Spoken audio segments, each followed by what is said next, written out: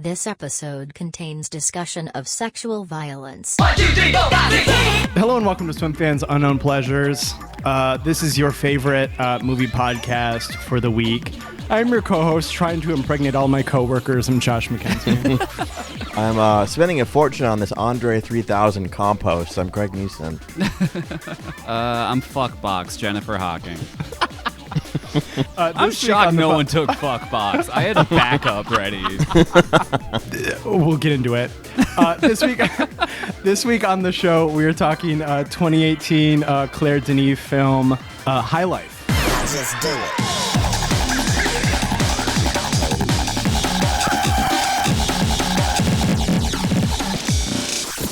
All right, so if you haven't seen High Life, this has Robert Pattinson in it, and he plays a guy. He's sort of like the main guy, but there's several death row inmates who have been like sent into space.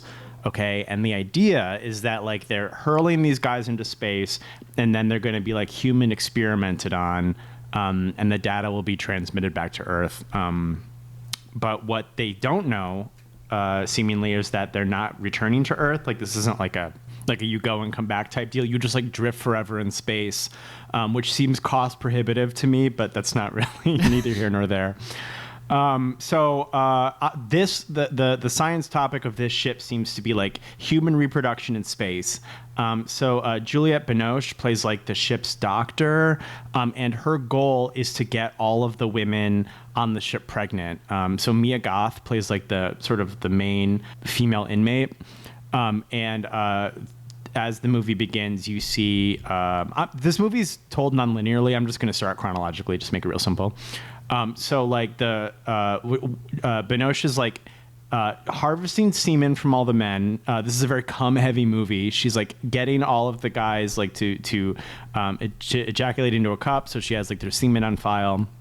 But Pattinson's character won't do it. He's decided like the masturbation chamber in the ship is like kind of fucked up. And so he's just gone completely celibate. Like he's living, like they call him a monk. He's living like a monastic lifestyle on this ship. But the women are, artificially inseminated constantly, and it keeps not taking.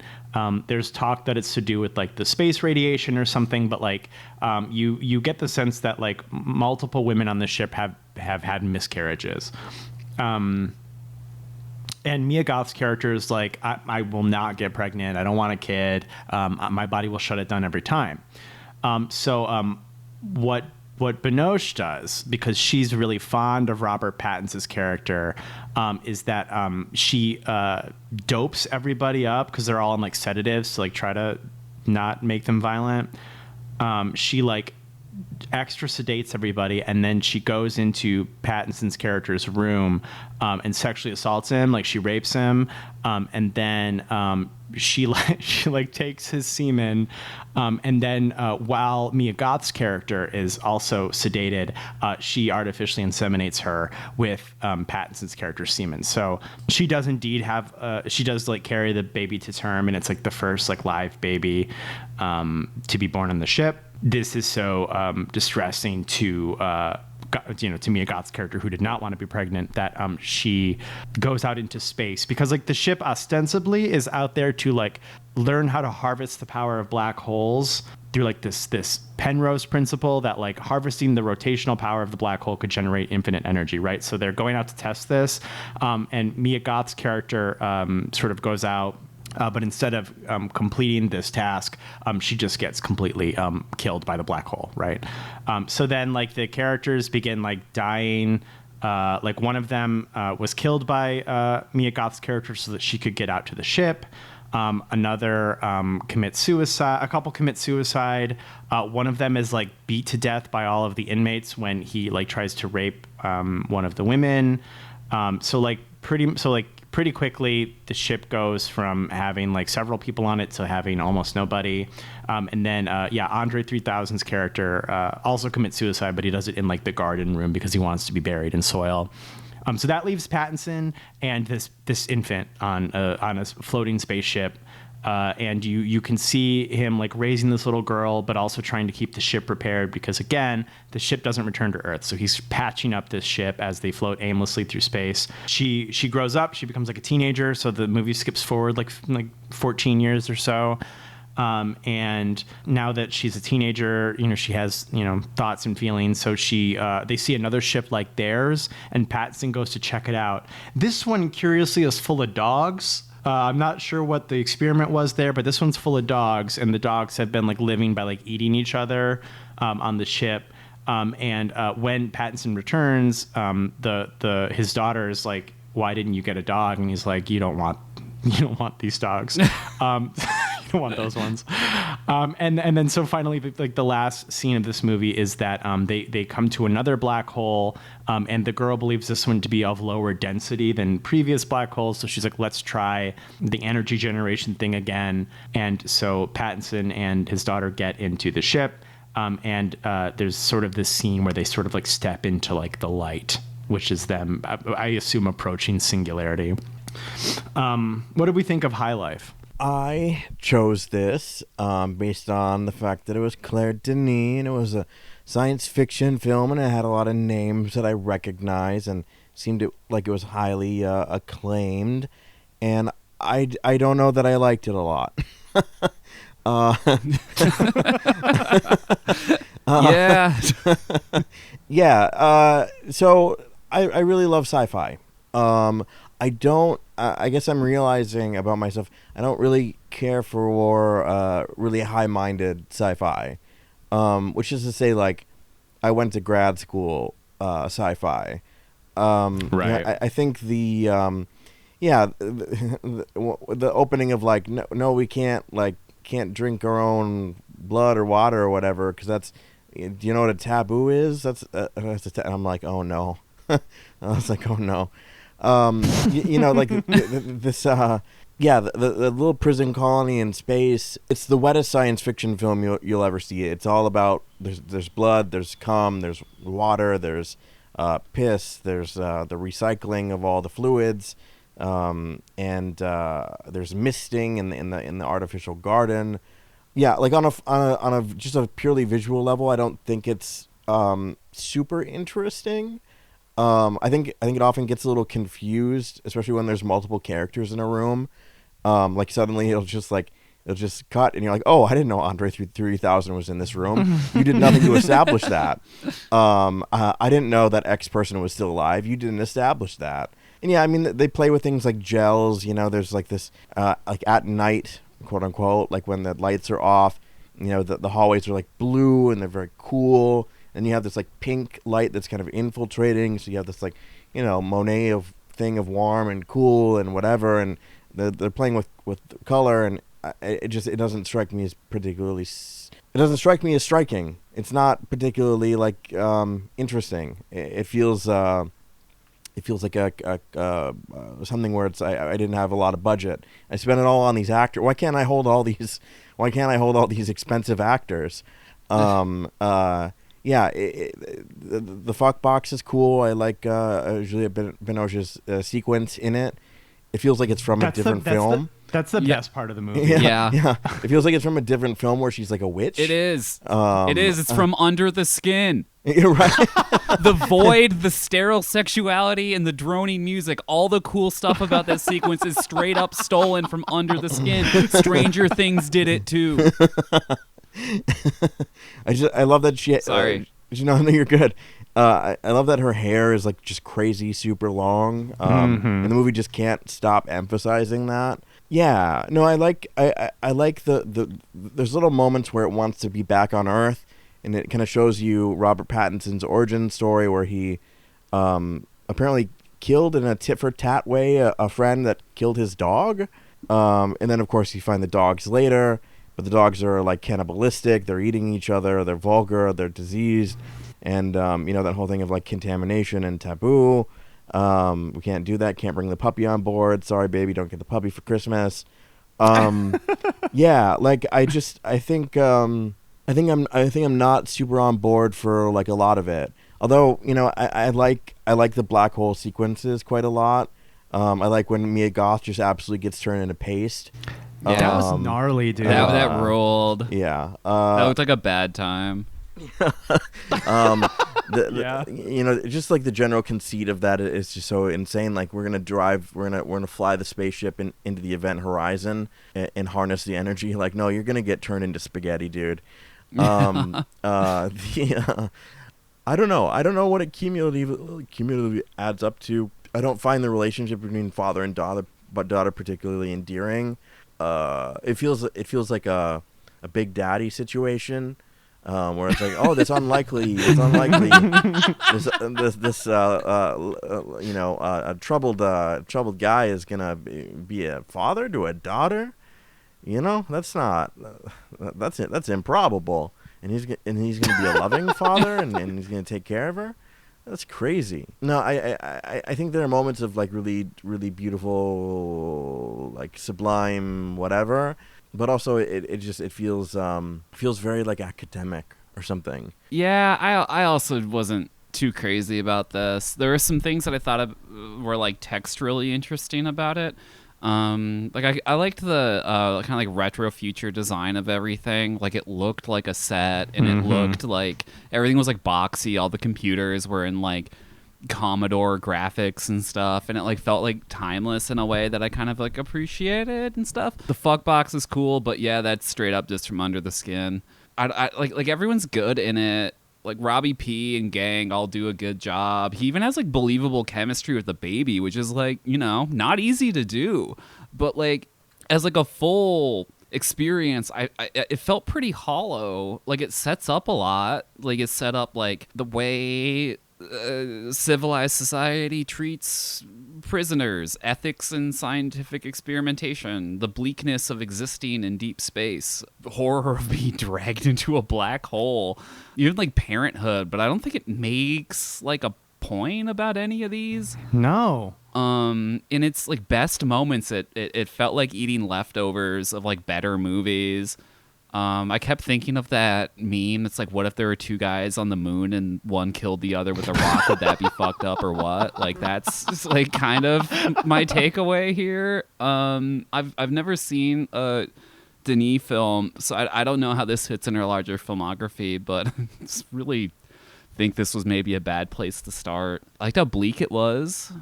You know, there's things I like about it. But I don't know. It was kind of a miss for me. First of all, I just want to say, pretty soon we have to start disagreeing. It's been a while since we've disagreed, and I think we got to keep it fresh. I also didn't like this. I like Claire Denis. I really like Beau Travail a lot. I mean, that's like probably her like opus movie. So like I was when Craig suggested this, I was like, yeah, let's lock in. You know, like I like Denis. But I agree with you, Jen. Like this movie had like passing interest in like several topics, but no interest in any of them at all. So like it was just sort of these, because it's already sort of like a situation that doesn't exist in our present time. And when you're going to do something like that, I hate to compare it to Alien, but I'm going to compare it to Alien because it's people stuck on a ship in space, right? Yeah. So, how couldn't you? How couldn't you? Because Alien's like, hey, this is our job and we live on this ship and then we go home and it's very fast and you're like, got it. I'm done. But this movie takes like an hour to be like, these are death row inmates. We're impregnating them for reasons that aren't clear. We don't know if like Binoche is doing like a Mengele thing where she's just like doing experiments because she can, or like what her problem is.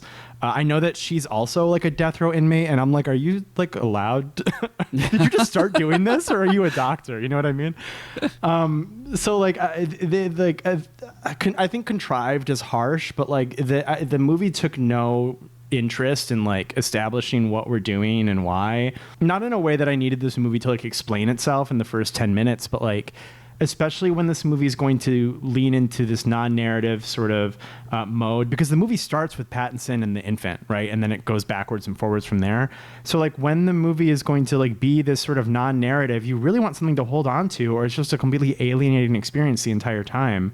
So, you know, you get to the death row inmates and like all of them are, you know, death row inmates are all sort of like vicious and cruel to each other, actively assaulting and killing each other.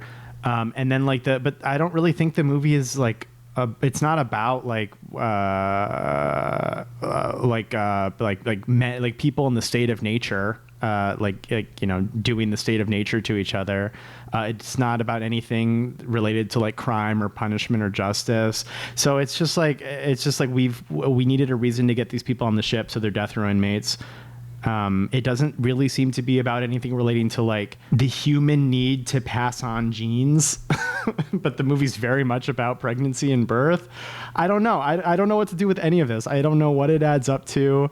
I didn't enjoy the experience particularly. I did think that everybody was at least good in it, but like all of the visuals that I liked, like the heavy gels, it just felt like reheating Panos Cosmatos' nachos, and and I'm just like, remember how good like Beyond the Black Rainbow looked? That movie was crazy. So I don't know. It seemed like everything. Yeah, like I guess you kind of nailed it, Jen. Like everything that I liked about this movie, I liked better elsewhere. I'm really surprised because again, I think like that she's made really astounding movies, and this is just so nothing to me. The plot is nothing. The themes are nothing. The emotional beats are nothing. Like the end, I didn't care. I'm like going to the black hole. It doesn't matter to me.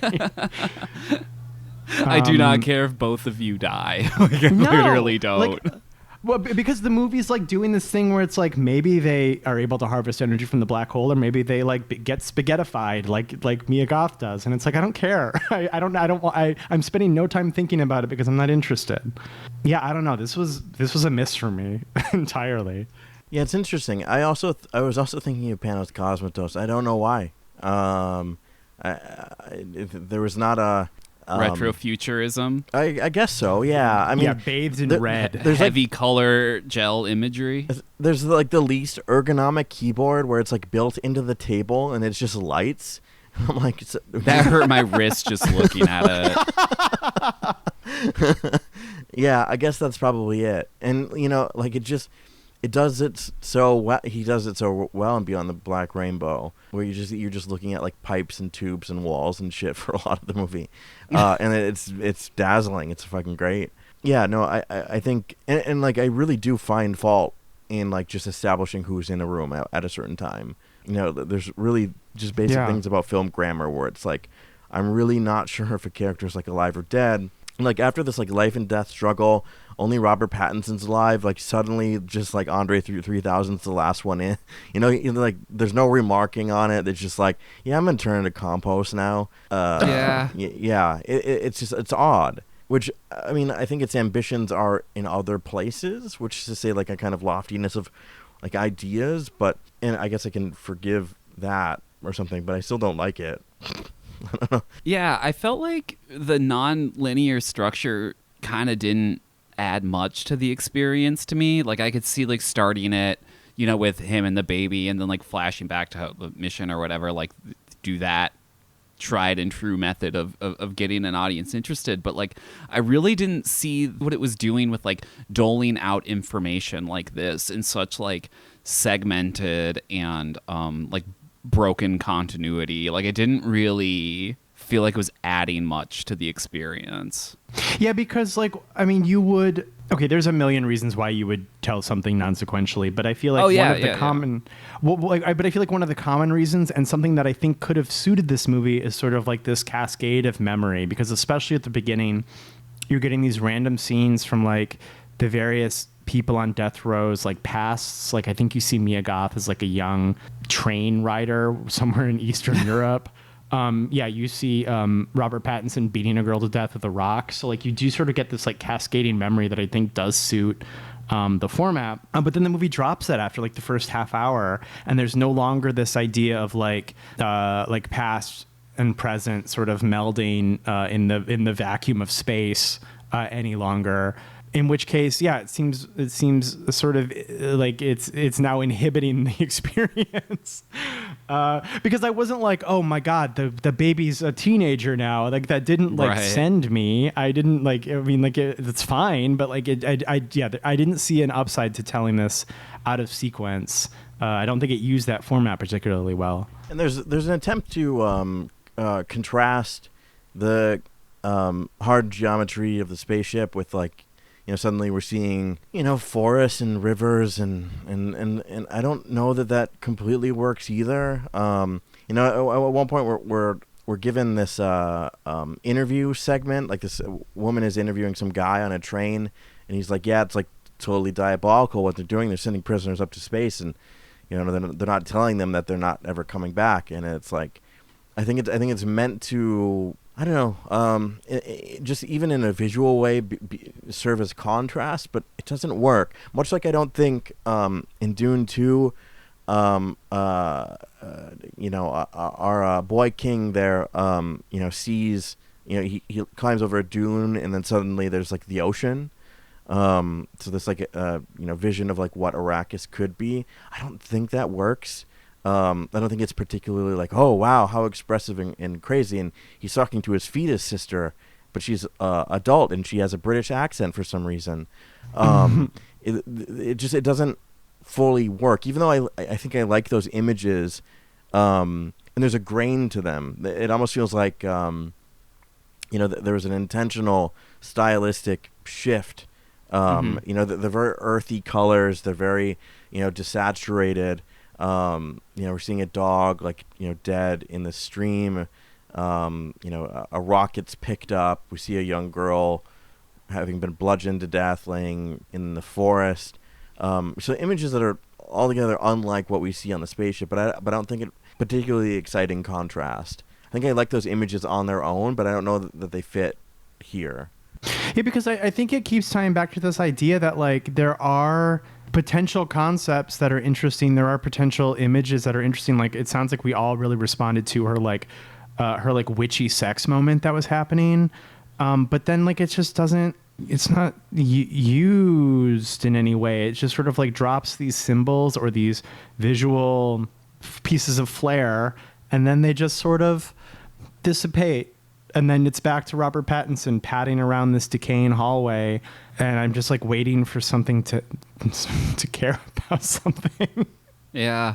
Well, like the inside the fuck box imagery is so like intense too. Like and I think she's like fucking like a cat thing at some point. Like it gets furry and shit. You know what I'm talking about? Yeah. Suddenly it's a beast. Yeah. There's like a tail. I don't know. Like you could like what? Like you could have I don't know that access to extreme perverse wish fulfillment or like make an impact on the rest of them at some point. But I feel like it doesn't. I just feel like it's there, and then we move past it.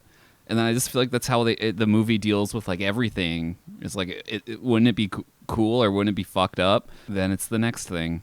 And like it doesn't elaborate on anything. It doesn't like bring anything to like a conclusion. It never feels like anything's like necessarily the thing that's adding up, or like there's like a increased descent into like space madness or anything. Yeah. And I feel like that's maybe like what it wants.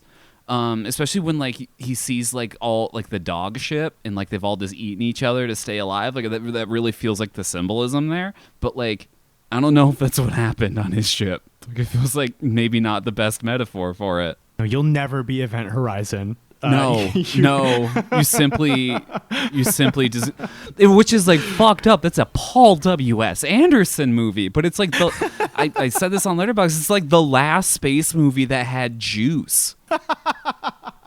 I mean, I think you kind of nailed it. Like this movie, sort of comes up with like various like theses statements. It's like maybe we could be about this, maybe I'm interested in that, but then like the movie's not interested in any of these things. Like it feels like it like sets up a concept, this sort of like carceral ship, this sort of like using human women as like birthing stock. The fuck box alone is an image.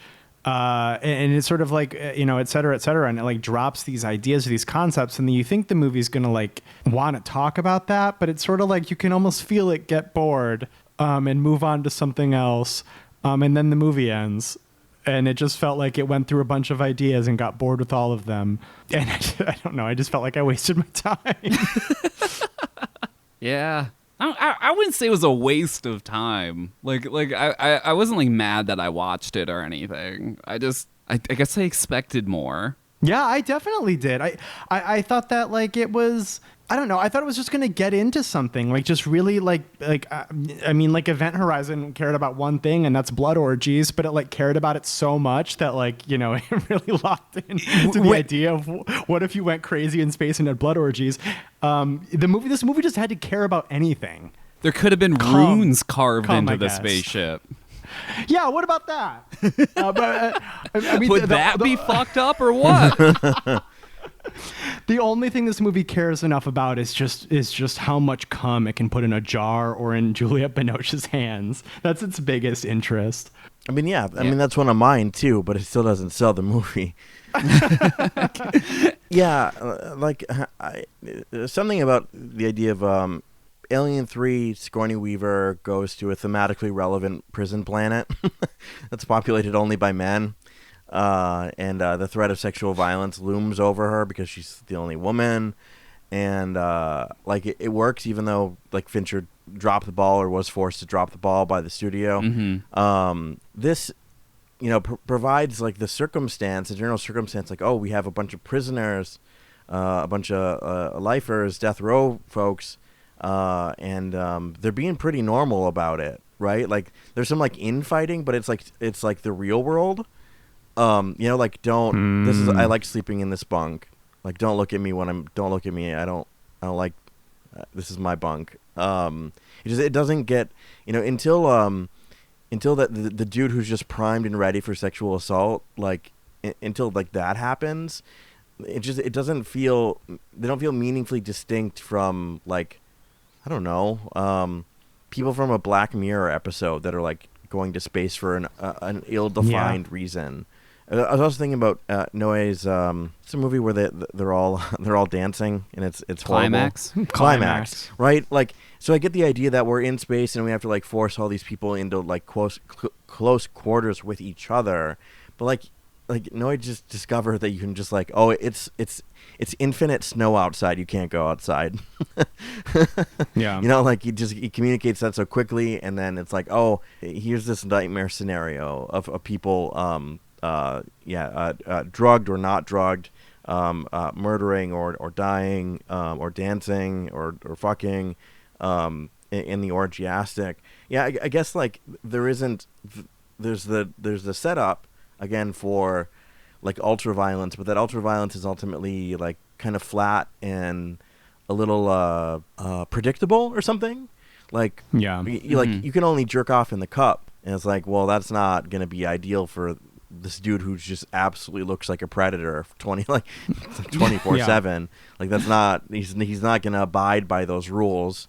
Like it comes to a head there, but otherwise it doesn't feel meaningful.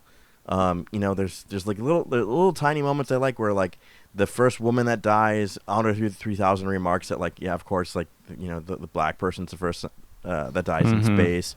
Somebody tries to throw dirt, right? Like to actually give like a ritualistic like burial thing to her, and Juliet's like, we absolutely don't throw dirt in the spaceship. Yeah, like there's little moments like that I like, but I don't think the overall like friction and tension between the characters is very interesting.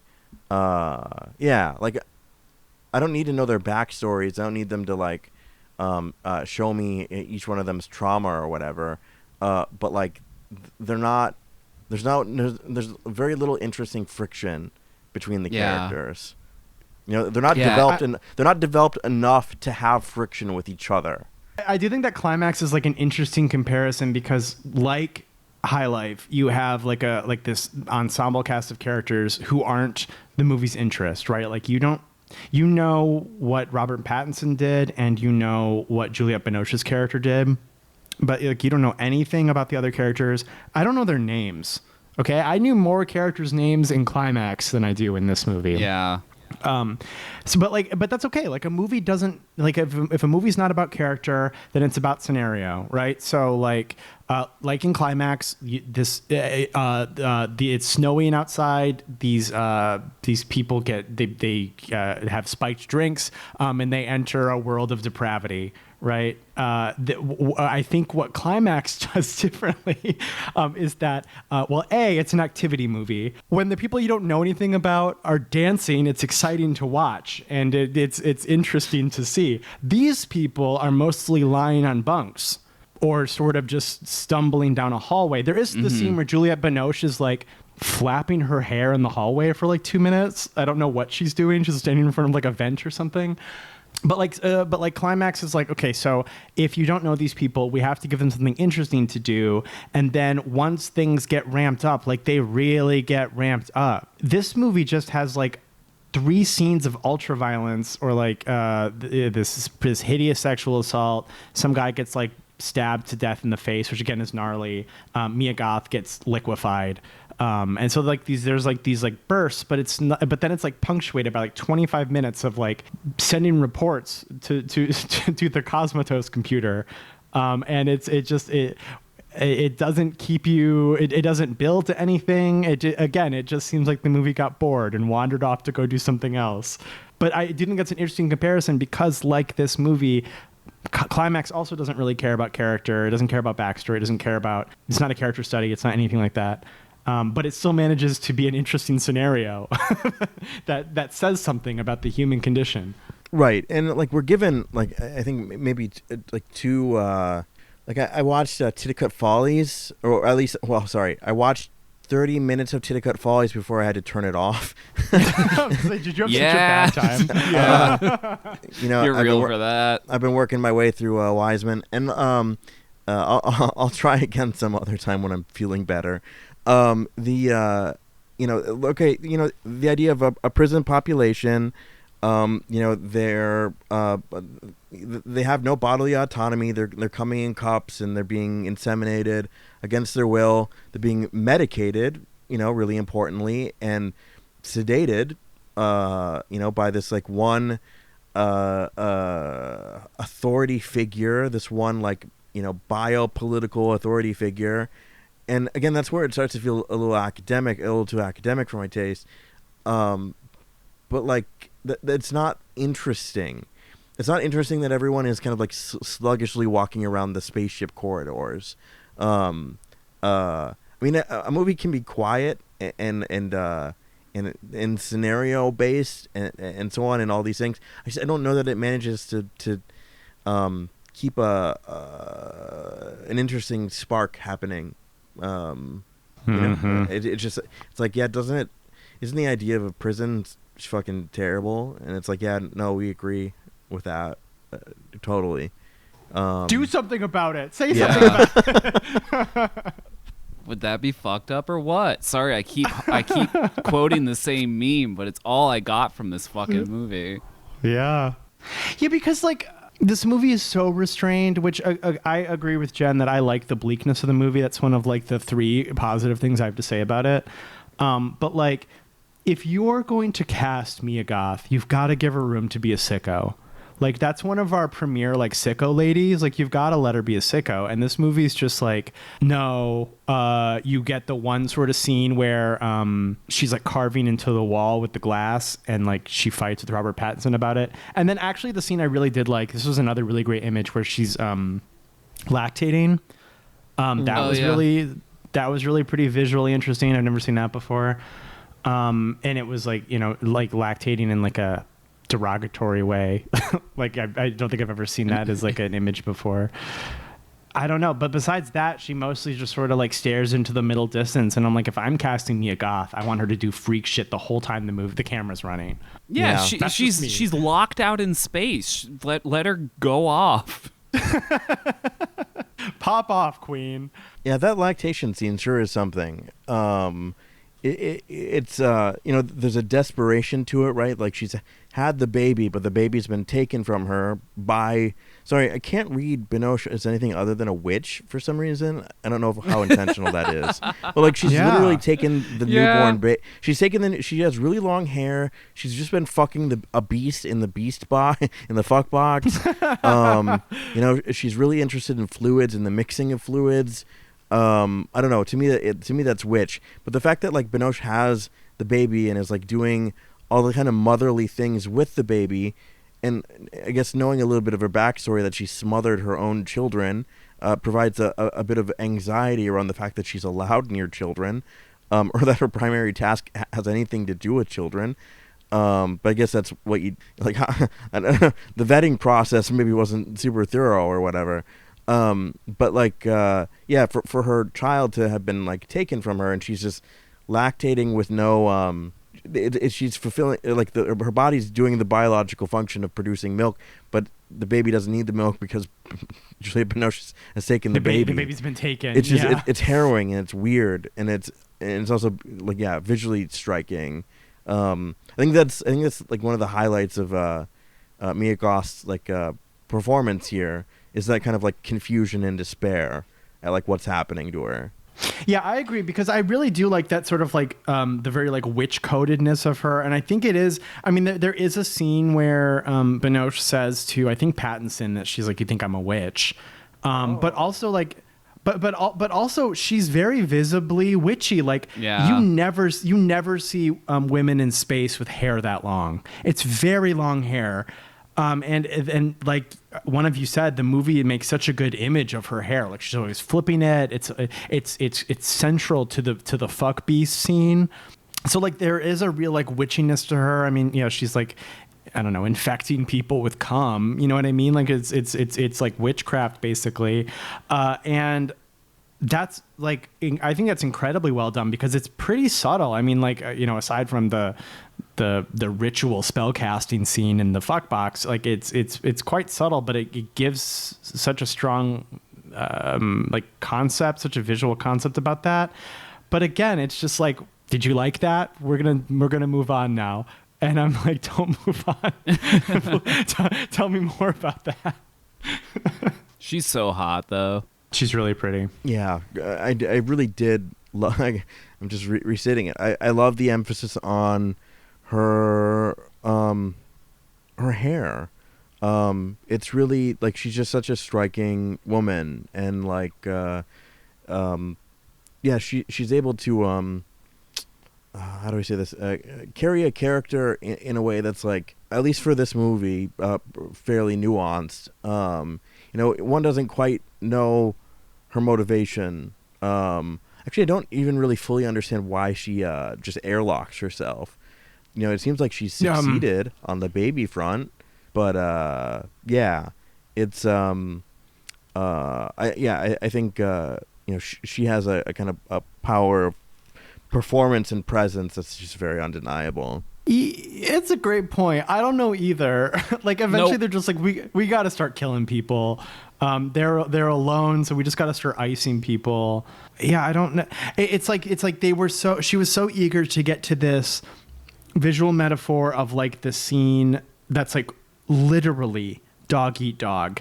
And they're like, isn't that just like the humans on the human ship? And I'm like, yeah, but so what? like, and then what? And then they just move on and they don't talk about the dogs anymore.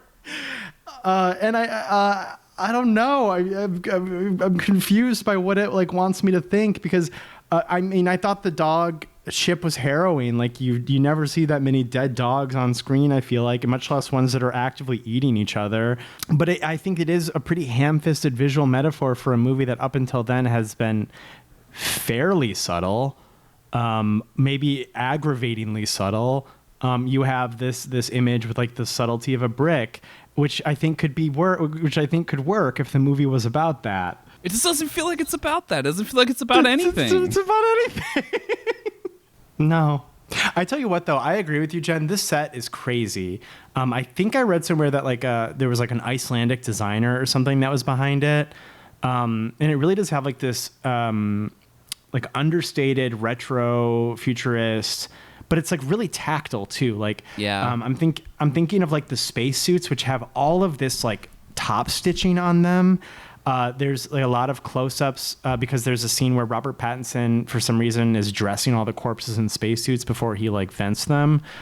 And like, so you get a lot of these close-ups of the suits, and like the collar piece has all this like top stitching on it, and it's like really beautiful. I have also just never seen a spacesuit that's like beige before. And I was like, damn, it's kind of giving. I like a beige spacesuit. Yeah.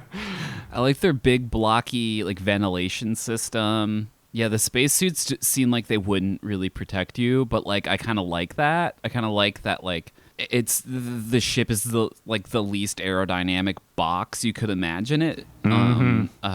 There's something just like about like there's like a low fidelity-ness to the spaceship that like I think really works. Yeah. Like I don't think it would be any better if it was like high tech or whatever for like the year it was made. I kind of like that exists in this sort of timelessness. Yeah, and I think all the space stuff looks really good. Like you said, I think the ship looks great, like the exterior shots. And I think there's like this image that they use like 3 or 4 times, and it is it took me 3 or 4 times before I knew what I was looking at, but I believe it is the warping of light around a black hole. But it also has this great double function that I think really suits the movie, that it looks like a bunch of sperm cells coming in near an egg. And it's like really great, and it really works for the movie because the 2 things the movie is about the most are about human reproduction and space. So like as a symbol, that is like really firing on all cylinders, and it looks really good. And all the space, I think Craig said this, all the space stuff looks really good. I like all of the black hole stuff. If only it informed anything. Yeah, I don't really get the they have to do like the lost button, like they prevent the island from exploding. Yeah. They have to like file the same report every day that like everything's cool, man, and then they get to live another day. I didn't really get that. I was it about like the juxtaposition of like how not okay they actually are, and that they have to like lie about it. Aren't they self-sufficient? Why does it matter if they're alive or not?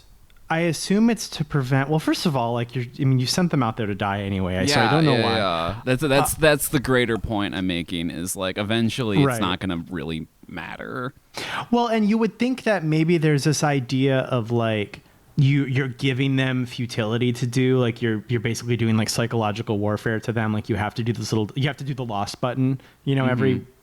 Do the dogs have a fucking lost button? Who could say?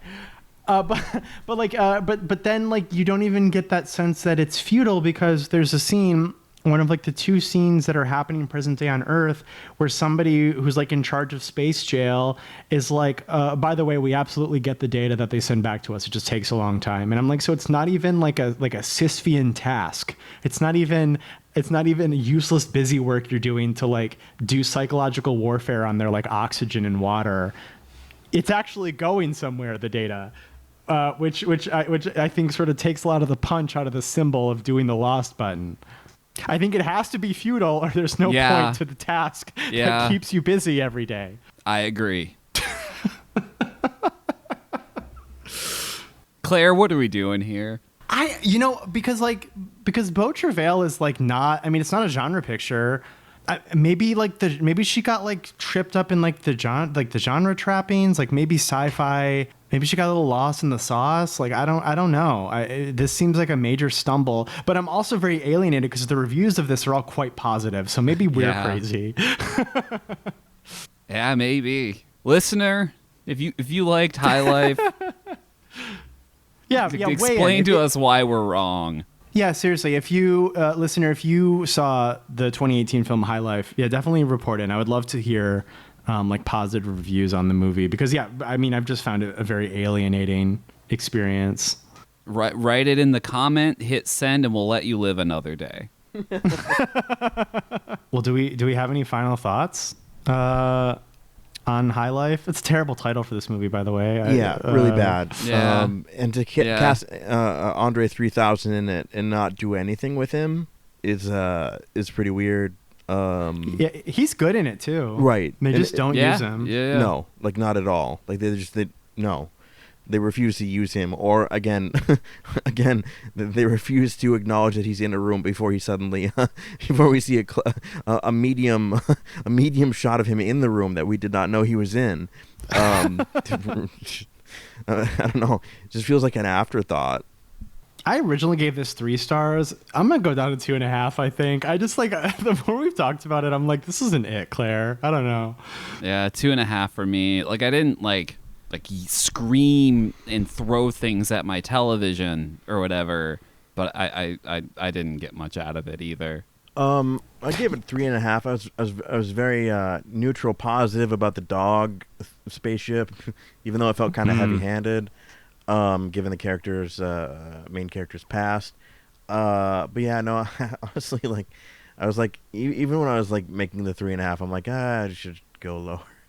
Yeah, you're like, no, I'm in a good mood today. Yeah, it just yeah, no, I Giving I the think movie the benefit of the doubt that it's better than it actually is. yeah, I don't know. I think having seen something like White Material and be like, oh yeah, like she made that and this, it's like, okay, Yeah, it's like, oh fuck, man. This is her like Jade. she made Beau Travail, where that guy has like a cervid skull that's just like crystallized with salt.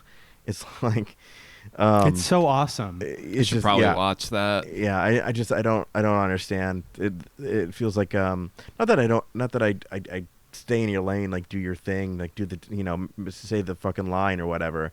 But yeah, it feels like a swing and a miss to me. Yeah, I agree. Yeah, you should watch Beau Travail, Jen. I think you'd like it. If only there was a podcast where I could watch movies I've never seen before. Where the whole express theme is movies you've not seen. Yeah. Oh well. Do we have any questions? I don't have any questions, but Fizzy Bison wrote in and with a nice message from our End of Evangelion episode. Saw this 25 years ago and been confused and upset about it ever since, but I never forgot it. Hearing your conversation and thoughts about it helped. Thank you, Fizzy. Hope you're well, Goat. Hope you're well. Yeah, truly. One of the all-time writers in. Thank you. Truly. If we're shouting out people who communicate with us, also shout outs to Zach, who said that he's taken our verbal tics into their everyday life. Thank you for carrying that on for us. Yeah. I'm glad to be anybody's mind virus. Wait, what? Ghoul. Ghoul? Okay. Yeah. I think there was another one too, but Ghoul.